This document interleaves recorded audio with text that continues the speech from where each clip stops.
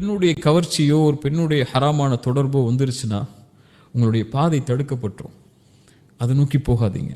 அல்லாஹ் இது மூல பெண்களை கொண்டு சோதித்தால் அல்லாஹ்வை நினைவு கூறுங்க. ஹலாலா அதை நோக்கி போங்க, ஹராமா அதை விட்டு ஒதுங்கிருங்க.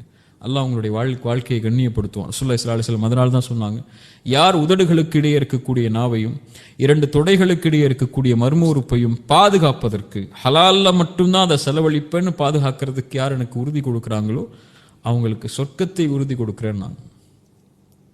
இல்லையா? ரசூலுல்லாஹி ஸல்லல்லாஹு அலைஹி வஸல்லம் சொன்னாங்க, மா தரக்து பஅதி ஃபித்னதன், எனக்கு பிறகு ஒரு சோதனையாக ஒன்றை விட்டு செல்லவில்லை உங்களை வழிகெடுப்பதற்காக பெண்களை தவிர.